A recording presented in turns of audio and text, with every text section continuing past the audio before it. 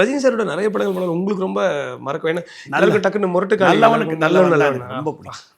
அவரோட பர்ஃபார்மன்ஸும் பிடிக்கும். என்ன ரோல் சின்ன ரோலாக இருந்தாலும் அந்த கிழிஞ்சது லம்பாடி லுங்கி ரொம்ப ஃபேமஸ் ஆகிடுச்சு. நீங்கள் ராதிகா மேமோட நீங்கள் அதுக்கு காம்பினேஷன் அதாச்சும் அந்த சீன் இப்போது நான் அவருக்கே அமிச்சேன். அது ஒரு யாரோ அமிச்சாங்க ஷார்ட்ஸ். அது வந்து பஞ்சு அருணாச்சலம் என் மேலே ரொம்ப நம்பிக்கை உண்டு.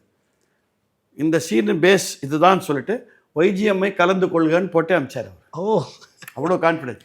ஸோ நான் ராதிகா ரஜினி வெளியில் உட்காந்து பேசி அந்த சாவி கொத்து நாங்கள் ஸ்பாட்டில் பண்ணது ரொம்ப நல்ல படம். எனக்கு ரொம்ப பிடிச்ச படம். நாங்கள் ரொம்ப அட்வென்ச்சராக என்ஜாய் பண்ணது கழுகுப்பா இந்த குத்தாலம் ஃபாரஸ்ட்டில். அது ஏன் அந்த சமயத்தில் அந்த அளவுக்கு ஓடலைன்றது, ஏன்னா இங்கிலீஷ் பிக்சர் மாதிரி அது சார். அதோடைய டைட்டில் பிஜிஎம் இன்னைக்கு கேட்டால் இருக்கும் சார். அது ராஜா சார். அதெல்லாம் ராஜாவோட என்ன சொல்கிறது, கோல்டன்லாம் இல்லை, பிளாட்டினம் பீரியட்.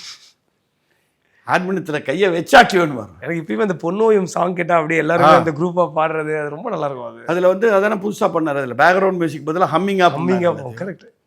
அந்த ஒரு பூவனத்தில் அதெல்லாம் ஏன் ரொம்ப ஜாலினா, அப்போல்லாம் எங்கெங்கேயோலாம் ஷூட்டிங்கு எஸ்பிஎம் சார் நிறுத்தி போகணும். அப்போ டான்ஸ் மாஸ்டரே கிடையாது.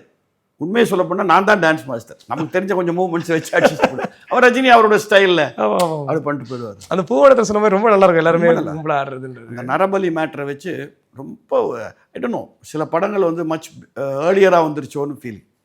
ராஜபார்வையே ரொம்ப சீக்கிரம் வந்த ஒரு படம். கரெக்ட். அன்றைக்கி அந்த சங்கீதம் சீனிவாஸ் பாராட்டு விழாவை பார்க்கும்போது எனக்கு கண்ணில் தண்ணி, என்ன மாதிரி படம் அது.